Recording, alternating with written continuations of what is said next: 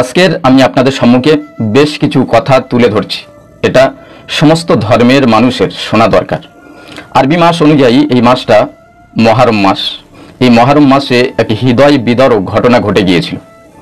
ইরাকের জমিনে কারবালা প্রান্তরে হযরত ইমাম হুসাইনকে শহীদ করা হয়েছিল। এই শহীদটা কারা করেছিল?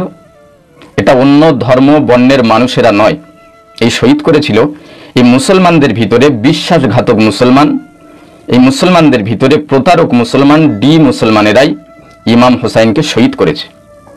আপনারা ইসলামিক ইতিহাস পড়লে বুঝতে পারবেন, ইসলাম ধর্মকে বিভিন্নভাবে বিদ্ধ করেছে, ধ্বংস করেছে এই মুসলমানদের ভিতরে যারা এজিদ মার্কা মুসলমান, তারাই ইসলামকে ধ্বংস করেছে।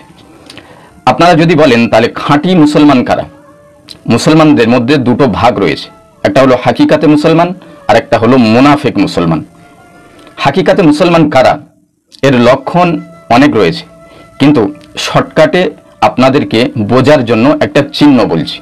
আপনারা রাস্তাঘাটে, বাজার, মার্কেটে, স্টেশনে যান, দেখবেন কিছু কিছু মুসলমানদের গায়ে জামা থাকে, পাঞ্জাবি থাকে, দেখবেন পায়ের গোড়ালির একটু উপরে তারা গোল পাঞ্জাবি পরে।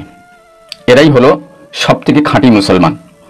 যারা খাঁটি মুসলমান তারা আল্লাহ এবং রসুল এবং সাহাবাই কিরামদের, পয়গম্বর আলাইহিস সালাতু ওয়াস সালামদের, ওলি আউলিয়াদের অনুসরণ, অনুকরণ, ভক্তি করেন, শ্রদ্ধা করেন এবং তাদের কথা মতো ধর্ম পালন করেন, তাদের তাবেদারি করেন। এর বাইরে যারা রয়েছে তারা এজিদ, ইসলামী পরিভাষায় এদেরকে মুনাফিক বলে আখ্যায়িত করা হয়েছে।